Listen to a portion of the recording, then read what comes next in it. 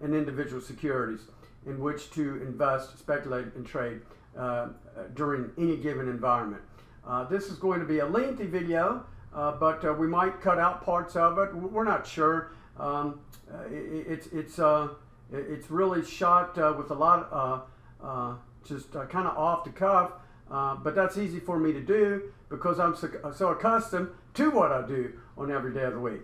So we're going to begin by telling you a little bit about how I approach the markets and to differentiate ourselves from certain other people. First of all, I and my partners in my firm, Fraser Brown and Mayer Research LLC, which provides financial market research, analysis, and ideas to registered investment advisors, as well as small owners and managers of relatively small hedge funds, which is separate from Bulletproof Wealth Report. But I mention that because I've been involved in that business since around 2012, and we only started the Bulletproof Wealth Report, which is tailored towards individual investors, speculators, and traders. We started that service in 2018.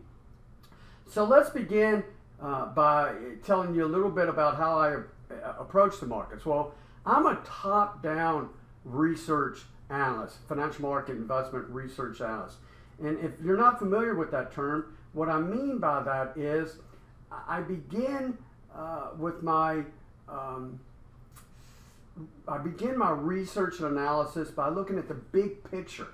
What's going on geopolitically around the world and economically?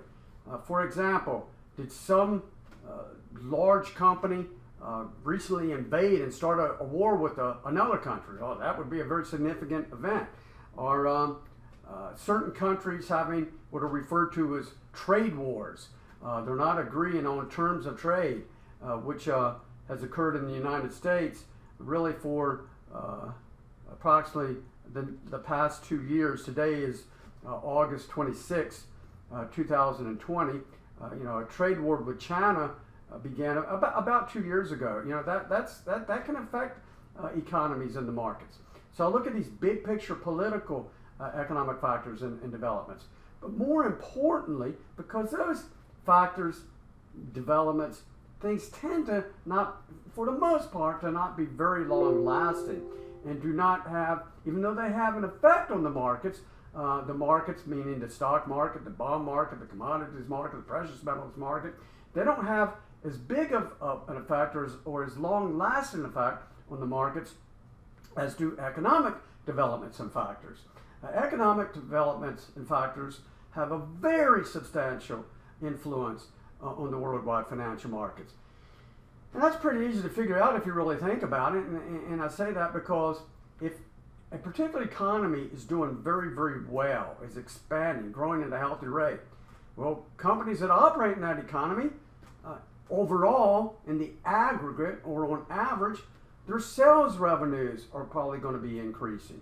And if they keep their operating expenses in line, manage their expenses well, their profits are going to be likely growing at a healthy pace, if not at a fast pace. And stock prices, which is primarily, overwhelmingly, what the Bulletproof Wealth Report is about, that is, it's a financial market newsletter that makes stock recommendations as well as exchange-traded funds that invest primarily in stocks. If a company's profits, if the revenues and profits are growing at a healthy pace, then their stock price is going to probably move higher. Stock prices are ultimately determined by the level and direction of corporate profits. So my firm, and what I do for Bulletproof Wealth Report, I'm a top-down analyst, as opposed to a bottom-up analyst. A bottom-up analyst pretty much ignores, for the most part, economic factors and developments, geopolitical factors and development. And they just look at the operating results of individual companies, their revenues, their earnings, as well as their competitors and other factors that affect the company and its stock price. And there are some people that will claim that a bottom-up approach is superior to a top-down approach. Well, the facts don't support that. And here's what I mean by that. These bottom-up funds, investment funds, they get killed during down markets, during economic recessions. Why is that? Because their analysts and portfolio managers are ignoring what's going on in economies around the world. And they're just looking at the companies. And they're not going to know usually till at least several months, if not 6 months to a year, after economic factors worsen considerably, or those factors often going to show up in the operating results of the companies. At least not for several months in general will they'll show up. So they'll be very late in deciding to get out of a given company's stock.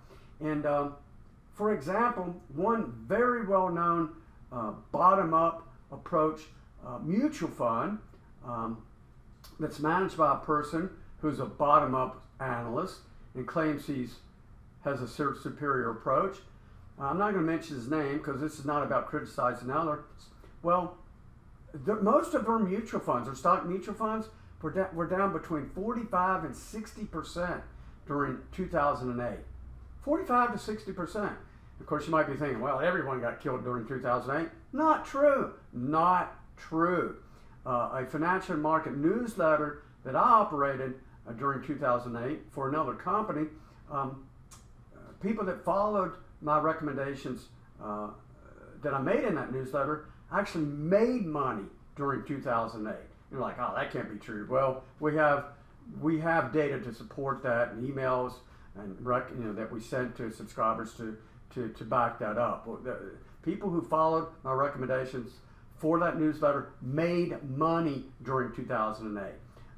They didn't lose money, they made money. And because I advised them to go into these inverse equity exchange traded funds, that is stock funds that are structured to move higher when stock prices move lower. That's really why I was able to make money.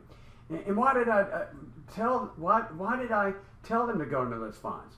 It's because my top-down economic analysis indicated overwhelmingly during August of 2007 that economic conditions around the globe were going to deteriorate substantially during 2008.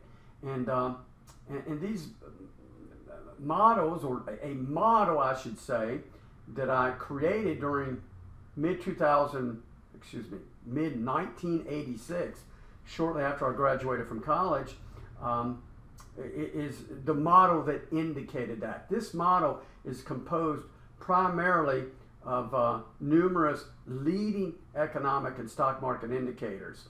I don't need to get into the details of that. I'll show you a chart of it in a bit. This model indicated overwhelmingly that economies around the globe were going to worsen considerably during 2008 and that stock prices were going to move lower. And why would stock prices move lower? Again, most companies, the vast majorities of any given businesses, sales revenues and profits are determined largely by the economic environment in which they operate. So I would argue, and I have a lot of evidence to back up, that a top-down approach is far superior to a bottom-up approach. That is, looking at the big picture first. And I'm going to show you here in a few minutes how I do that on a regular basis. So first, I and my team, we look at certain geopolitical factors. We stay abreast of those factors in development. They're always important. But we focus on economics factors in developments. So we're going to get into that in a little bit of detail in a moment here. But before doing that, I want to show you today how I really start my day every day of the week and what I do during the early morning hours and throughout most days of the week. So we're going to turn away from me now. We're going to pause here for a moment, and I'm going to show you my computer screen and the things that I look at on a daily basis. So let's pause and stop here for a moment. Okay, we now have a particular computer screen in front of me, and and we see a chart of the Dow Jones Industrial Average, and I'll tell you in just a moment why I have that chart up. Okay, so how do I begin my day every day of the week, Monday through Friday? Well, first, usually anywhere between 4 a.m. and 8 a.m., I get up and I check the trading in the U.S. futures markets, trading both for the major market indices, such as the Dow Jones Industrial Average and the S&P 500 Index, as well as futures trading in the oil markets, futures trading in the gold markets. And the reason being is the U.S. financial markets, that is the oil prices, or companies, oil-related companies' stock prices, and gold prices, what I'm saying, and stock prices in general, as measured by the major stock market indices, are probably going to at least open for trading on any given day, pretty much in line with what's going on in the futures markets.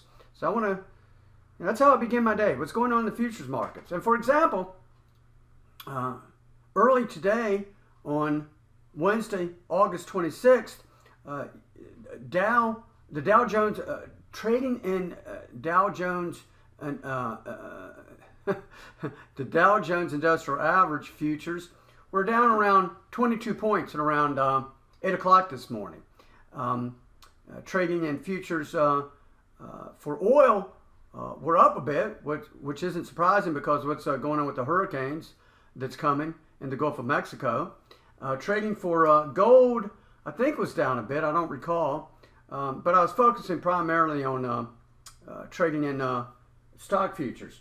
And so sure enough, if we look at how the Dow Jones Industrial Average opened today, here is a 1-minute chart of the Dow Jones Industrial Average on Wednesday, August 26, 2020, as of 1:06 p.m. U.S. Eastern Time. And you'll see that they started off moving just a little bit lower, but then they moved up a bit, and then they trended lower. That is, the Dow Jones Industrial Average trended lower until, I don't have to check the time here, until around 11:19 a.m. this morning on August 26, 2020. So I always want to know what's going on in the futures markets. I want to be prepared for how stocks are going to open. That only takes, oh my gosh, it takes a minute at the most, because I just turn on Bloomberg News on the TV, and it gives you that information at the bottom of that of Bloomberg News on the TV screen of what's going on in the futures markets for the major U.S. stock market indices, for the oil market, certain futures for oil, for gold, for corn, various other things. So that's very easy to check. Takes about a minute. Okay, but the next thing I do is, and I'm already prepared for it, is I'm always monitoring, as I've already stated, economic indicators from around the world, economic and stock market indicators from around the globe. And I usually look at about, oh my gosh, probably 120 economic and stock market indicators from around the globe during every month. Not every day, obviously, but who knows? I might look at 10 to 15 on any given day, but around 100 every month. And again, because the sales, revenues, and profits of any given company is usually going to move in the same direction as the country's economies in which those companies operate, and stock prices are ultimately determined by any given company's financial operating results. So, check the futures markets. What's going on? How are stocks going to likely open? How's gold going to open? How's oil going to open? But next, I move to, okay, I know I have some economic indicators coming out today, so let's be ready to update, get information, get the latest data for those indicators. So what I do is I go to, close all these screens, I go to a particular website. It's My gosh, hope I didn't close it. I think I did. I can open back up very easily. Wow, looks like I closed it. But that's okay. We can get this very, very quickly. I go to a certain site that provides economic calendars. Various sites do. I think even Yahoo Finance provides an economic calendar. And click on calendar, click on economic. I'm going to do for the week, this week. And I already knew earlier this week that today, on Wednesday, August 26th, that there'd be data released, the latest data for durable goods orders. Well, what in the world are durable goods orders, some of you might be saying. I didn't mean to click that.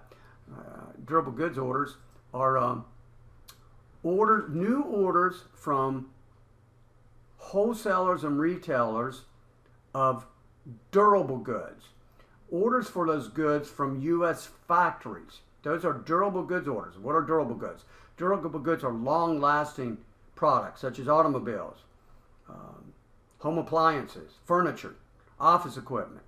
And it's a very, very important statistic, very important data, very important economic stock market indicator. So I want to know what that data is. I'm going to track it. And I'm going to get that data from a certain place, from the provider of the data, not from here. I'm going to go to the source of the data. And once I get that data, I'm going to put it in my durable goods order spreadsheet. As you can see, I have data for this going all the way back to 1958.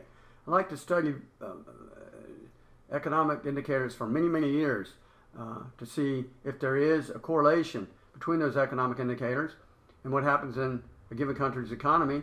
And more importantly, for me, and people who subscribe to Bulletproof Wealth Report, to how those economic indicators are going to likely affect the overall stock market and individual stocks.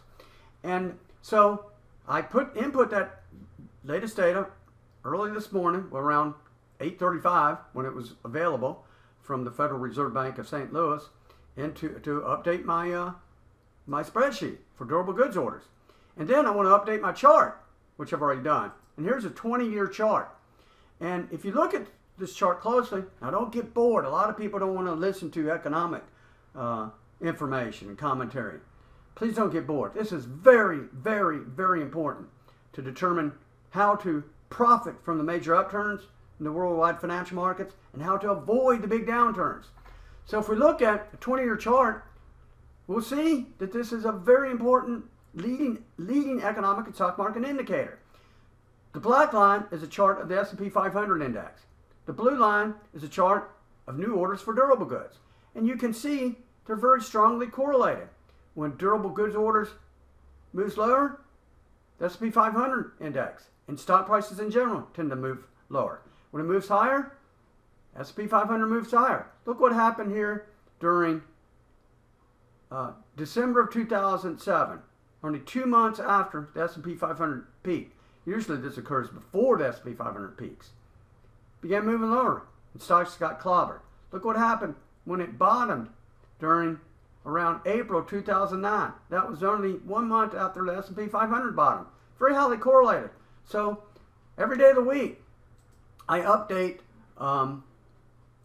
spreadsheets that I have for numerous leading primarily, but lots of economic and stock market indicators. And I do this again because what's going on in any given country's economy is probably going to affect businesses that operate in those countries. It's going to affect their sales and their profits or losses. It's going to ultimately affect their stock prices. So I want to know what's going on. I always keep track, as I said, about 100 economic and stock market indicators from around the globe. So I updated that this morning. So that's something I do every day of the week. For example, earlier this week, I'm going to go back and forth here, I updated data for new home sales. And if we pull up my database again, it'll take a moment, try to move a little bit faster. So let's see, we don't want stocks right now. We want main research, economics. Should already had this open, my apologies. Major economic individuals. As you can see, I have all types of different categories here. We're going to go to housing and new homes sold. So I updated data for this economic and stock market indicator on Monday of this week when it came out. And as we can see from a chart, wow, sales of new homes rose sharply over the past month. Actually, have risen sharply since April this year. And why do I do this? Again, here's the S&P 500, the black line. Here's new home sales, the blue line. Very reliable leading indicator. Right here, peaked way back here in July of 2005. And 2 years later, stocks started moving lower. Bottom here, a little late. But stock market prices moved higher. Now, it's no good, or doesn't do a lot of good, just to look at any one particular economic and stock market indicator. I have found from a financial market forecasting model that I created during mid-1986 that there's approximately 30 economic indicators that have historically been very, very reliable at accurately forecasting what's going to likely happen in any given country's economy approximately 3 to 18 months in advance. And it's going to, and those indicators are very reliable. Also, if accurately forecasting what's going to likely happen in the overall stock market or stock markets a few months in advance. And I put all of those data regarding those 30 indicators into a model that I created and assigned certain weights to different indicators. Some indicators tend to be more reliable than others. And that model, once that data is input every month, it shoots out, that's probably a better phrase to use, a number. I don't know, I can't speak what I'm trying to say here. I get a reading on that model. And I have found, we're going to take a look at that model now. I put the readings that model presents into a spreadsheet, and I have found that historically the overall reading on that model, when it gets to around negative 40%, well, stock prices in general tend to bottom. And that happened, if you look here, this is a chart of the S&P 500 index, the black line. Here, the green lines are referred to a negative reading. And you'll see when this fell to 43%, in October of 2002, well, guess what? S&P 500 bottomed in October 2002. When it rose to over 40% in August 2007, what happened? 2 months later, the S&P 500 peaked. This model's been very reliable at what happens in the U.S. stock market within a few months of major turning points in the U.S. stock market. The B means buy, the S means sell, B means get. Let's look at a bigger chart. Whoops. B means to get mostly out of stocks. B means to get heavily invested in stocks. S means to get mostly out of stocks. The model's not perfect. Here it gave a buy signal, told us to get in, stocks moved lower. Came back a bit, but then we got a sell signal to tell us to get out. And people, if I followed that model exactly, I and others that listen to me would have lost a little bit of money. But here we sold, or we got out of stocks near the peak. Then we got back in right at the bottom. We sold way too early. But still we bought back again here, higher than what we, in hindsight, should have. But we ended up selling near the peak. That is, we got out of stocks primarily near the peak. We bought near the bottom, sold near the high, bought near the bottom, sold near the high, so forth and so on. It's been very, very reliable. So, I'm collecting these economic statistics on a daily basis. And for example, I found today also on a site that I go to on a regular basis that shows me what's happened around the globe in other economies, that for today, on August 26th, we had Japan's, I think it's their Customs Department, released their latest reading for their index of leading economic indicators. They initially, about a month ago, it was 85, but today they lowered it to 84. So what did I do? I collected that reading and I put it in my spreadsheet for Japan. Let's close that. I don't know why that's there. That shouldn't be there. My apologies. Let me come over here to Japan. Why in the world that's there, I have no idea. So let me close that. I have no idea why that's there. My apology again. Boy, I'm messing up here. Please forgive me. Okay, there we have. Finally. So I input into my spreadsheet that I keep of economic and stock market indicators for Japan. I put it in that spreadsheet. I updated it. There it is for the month of June. That's the latest month for which it's available. 84.4 was the reading. See? 84.4. Put it in there. And why did I do that? Because I know there's a strong correlation between the readings on this index of leading economic indicators for Japan and what Japanese stock prices in general tend to do. Here's a chart of it. This index of leading economic indicators reading moves lower. Japan's Nikkei 225 index moves lower. It moves higher. It's a leading indicator. Several months later, Japan's stock prices, that is the Nikkei 225, moved higher. It begins to peak and move lower. The Nikkei 225 moves lower. So I keep up. I want to know what's going on in not only the United States, but other major economies around the globe. Those economies being the Eurozone, Japan, China, India, Brazil, and the United Kingdom. Because now that this index of leading economic indicators has bottomed, is moving lower, I'm probably going to start looking at some Japanese publicly traded stocks that I might recommend to my subscribers, to our subscribers. Let's minimize that. Okay, so what have I covered here? Every day of the week, I get up early in the morning, I check the futures markets. I want to know what's going on in the futures markets regarding the Dow Jones Industrial, the S&P 500, oil prices, gold prices. Next, I update my reliable economic and stock market indicator spreadsheets and charts. The next thing I do is I go in and I check, okay, how are the stocks that I've recommended and monitoring performing? So for example, I'm going to take a look at our Bulletproof Wealth Report. You see there's about 30 stocks that either I'm currently recommended or monitoring for that portfolio. And so I want to know what's going on every day of the week with those stocks. How are they trading? And not only that, is there any news out? I need to keep up with what's going on with these companies to know whether I should advise our subscribers to get in or out of them. And a good example is, I think it was about a month ago, MGM Resorts, which I advised our Bulletproof Wealth Report subscribers to buy. I'll pull it up here. I thought I had it open. Bulletproof Wealth Report. I advised them to buy MGM Resorts on May 28th of this year. May 28th.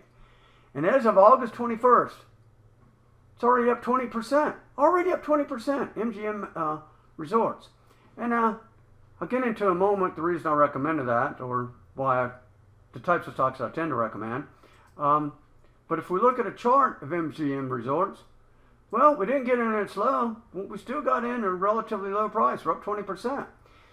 And I notice, remember, I'll check what's going on, the trading action in these stocks, as well as any fundamental developments every day of the week. And I see here, well, wow, what happened on August 10th? This stock jumped up 13.7%. It's up here. It shows you up here. I can't see there. I'll just show it here once I put it on the right date.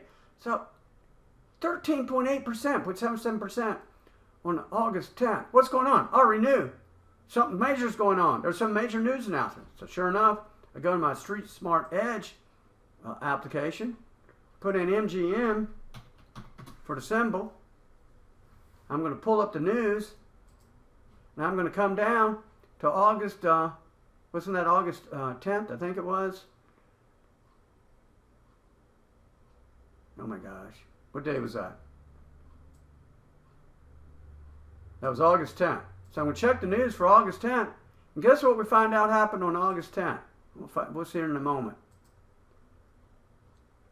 Barry Diller, a billionaire, through his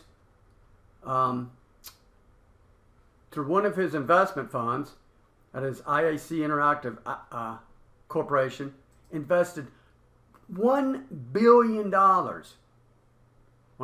MGM. It was probably actually reported a few days prior. Usually this doesn't hurt the major news. I'm not sure. It might have been that day.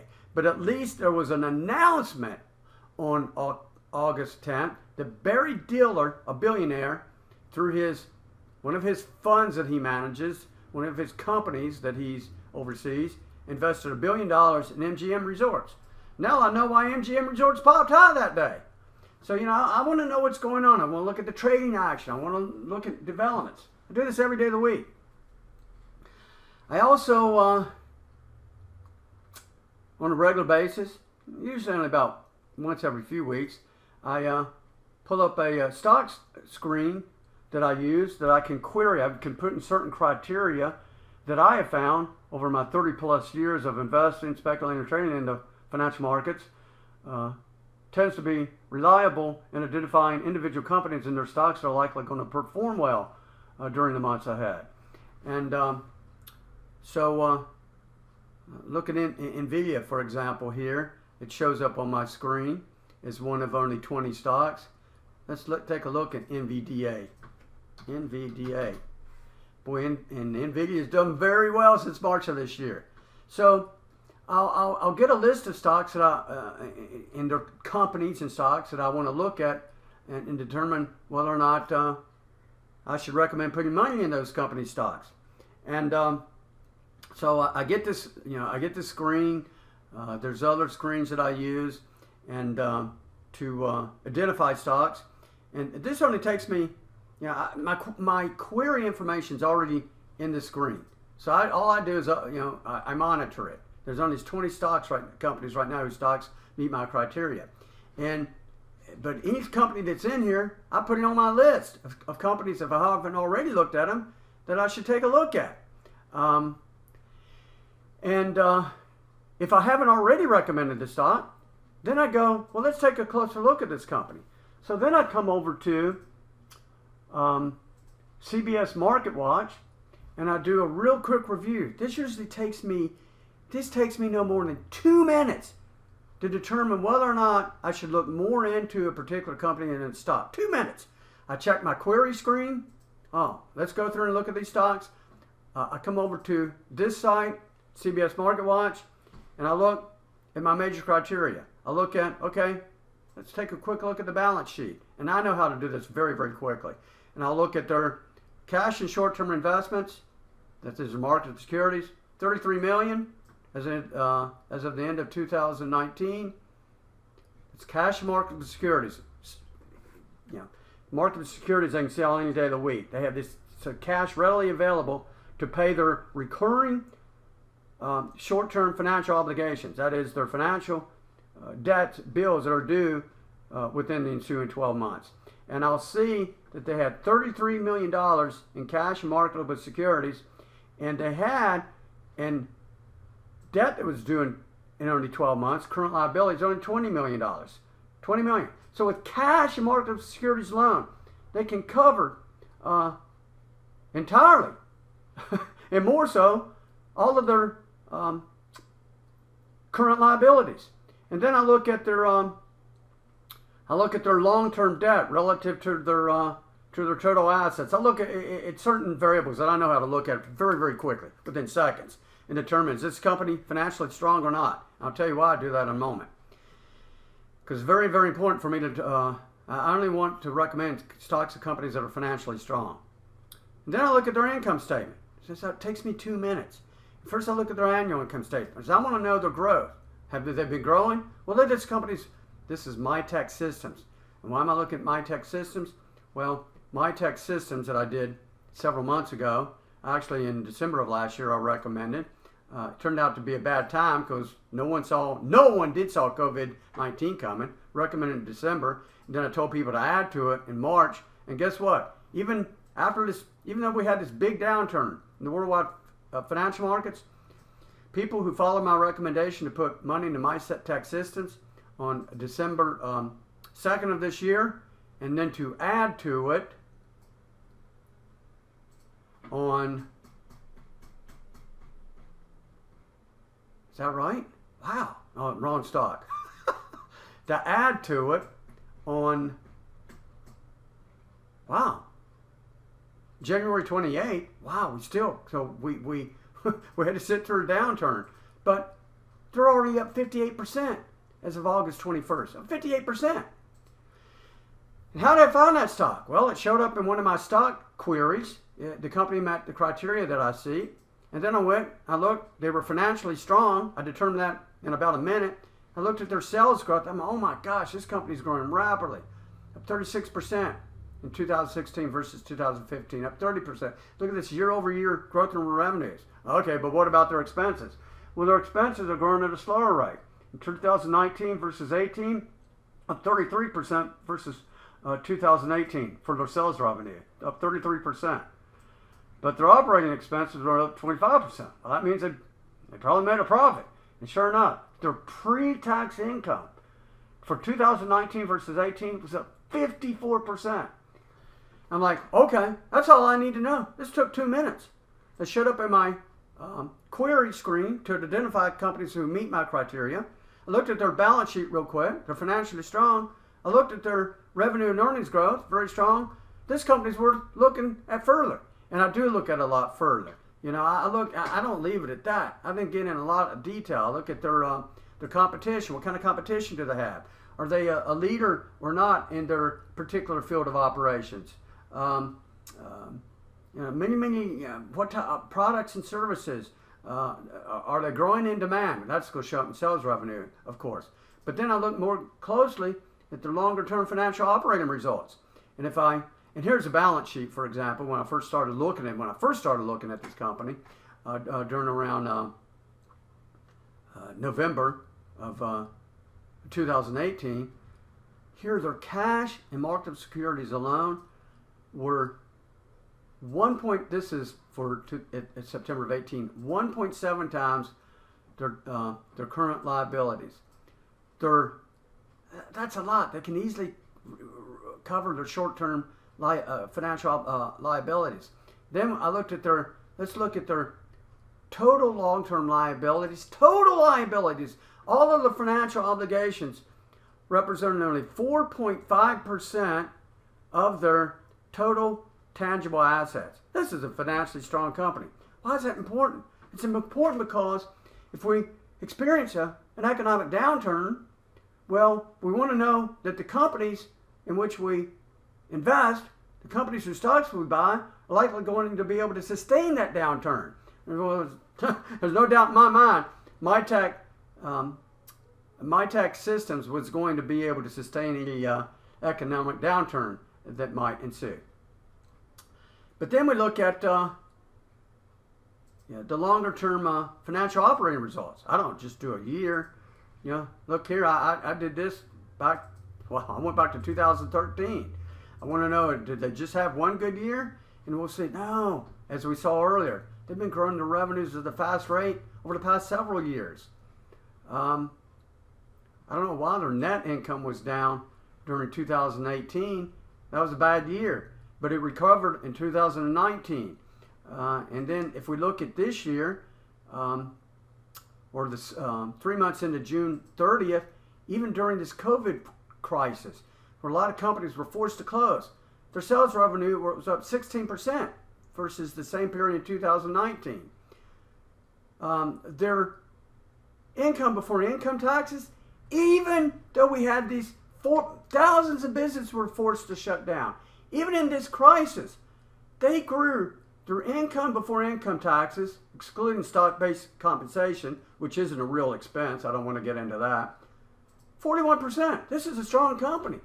Well, so I look at these companies fundamentally, their financial operating results, their financial condition. Could go further. I don't see it here. They're I don't have it in front of me for this one. I look at their cash flows. I look at their products and services. I go into deep detail before ever recommending these stocks, and then I look at the trading action. Okay, we kind of got off base there. We're talking about, let's get back to what I do on a daily basis. Look at trading the futures market. Check on what economic indicators are due out today. Update my spreadsheets. Update my charts. Update my overall financial forecasting model if it needs updating. And then I check for, okay, is there any news? How are the stocks trading that I've recommended? Is there any major developments on these companies? And I'm thinking, well, that's about it. I'm done. This only takes usually only a couple of hours. I've done a lot of my work for the day. I haven't really done all of my work because I got to prepare communications for my Fraser Brown and Mayer firm that services registered investment advisors and small hedge fund managers. I got to keep my Bulletproof Wealth Report subscribers updated with any new stock recommendations. There's still much I have to do in a day. But usually I'll stop there after doing this, and here's what I'll do next. I want you to just listen. You're not going to see this. I want you to listen. I get up, and I go over. The reason we know Joe Biden didn't learn that lesson and that his contrition is false is that he went on to... And I turn on the financial market shows, the broadcast financial market shows. And I tune in and then probably about 15, 20 times a day for about 5 or 10 minutes. And why do I do that? I want to see what the experts are saying. Wrong. Most of these people that appear on these shows, they're not experts. If you review their performance records, that is, their economic and financial market forecasts, the vast majority of them are usually wrong. Oh my God, we had innumerable so-called experts during late 2007 and early 2008 telling the whole world how, U.S. economy and other economies were fine. Nothing to worry about. Stock prices were going to continue to move higher. This is what they told people. Of course, then later they say, well, no one saw this coming. Well, that's not true. So, no, I don't care what these people say. Most of these people are wrong. They're not experts. They have credentials from prestigious schools, which, you know what that causes? It causes something that's really a bad trait to have. It's called groupthink. They're not able to think outside of the box. These people are not worth listening to. So why do I turn on the TV? Because I know that that is millions of other people who participate, who invest, speculate, and trade in the financial markets, do listen to these people. And they're going to act on what those people are telling them. So I don't only want to know what's likely going to actually happen a few months in advance. I want to know what's going to happen during the very short term, days and just weeks ahead. And I'll use an analogy as to why I want to know that. Let's say I'm now lying on the beach, and I see a yacht out in the water, and wow, there's a big party going on this yacht. Lots of beautiful women, and I'm a man, so I like beautiful women. I'm committed to my wife of 25 plus years, but I enjoy speaking with and looking at beautiful women. And if you're a lady listening to this, you probably enjoy looking at and speaking with good looking men. So if there's a party going on this yacht, and I pull out my binoculars, I'm like, oh my God, I know the owner of that yacht. Let me get on my jet ski. I'm going to go out there and participate in that party. I want to enjoy too. But I'd done some research early that morning, and the research was showing me there's an extremely good chance that that the beach here in this area, we're going to get some really bad storms and really big waves. So I want to be prepared for that. Why? Because I know that storm's going to be coming, so I'm not going to stay until that party's over. I'm only going to be out there for about an hour, then I'm going to get on my jet ski and come back to the beach and then go home. Why did I say that? What does that have to do with the stock market? And what does that have to do with what these experts on TV are telling us? What it has to do with is I want to know what other people believe is going to happen. Because if they're listening to these so-called experts, many people do, and they believe that, for example, gold prices are going to move higher, they're probably going to start buying gold. And these so-called experts told people a few months ago that they should be putting money in gold. And I said to myself, they're probably what's going to happen, even though that's a wise thing over the longer term, a wise action to take. Hey, a lot of people listen to these so-called experts, so they're probably going to buy gold.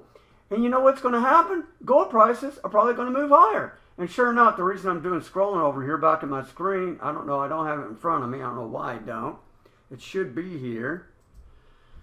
So I'll add it right now. Now it is there. So, and sure enough, and back in late March and April, a lot of these so-called experts told people they needed to be buying gold. And I said to myself, that's not going to work out longer term. But in the short term, there's going to be a lot of people to listen to these, quote, experts. That's NVDA. My gosh, read the wrong up. Let's pull up gold. Here's gold, late March. They're going to probably start buying gold. And therefore, it'll go bid prices higher. Gold's probably going to move higher. So, hey, probably should participate in that, maybe in the short term. But then, my fundamental research and analysis indicated overwhelmingly, hey, you don't want to be in gold long term. So we need to know when to get off that yacht, when to leave the party, because the storm's coming. And sure enough, right here, the trading action in gold indicated it moved up way too fast from mid-July to early August and started flattening. And what did I do? I advised our subscribers right here to sell gold short. Some of you know what that means. If you don't, look it up. Just look it up. You'll find an easy definition of what selling short means. That means you essentially borrow shares of it from your brokerage firm and sell it, and then you buy it back if it moves later. So you buy it after you sell it. You sell it short. So you want its price to move lower. So I want to know what the so-called experts are telling people. I want to know the psychology of the market. I'm going to wrap this up here. I've covered a lot. But this is kind of a normal day for me. This is what I do. And then, I have many other economic indicators to update. I have a website that I maintain. I have lots of other work that I do for Bulletproof Wealth Report. But I'm going to wrap this up here. I know it was a long video, but I hope you got something out of it. Thanks.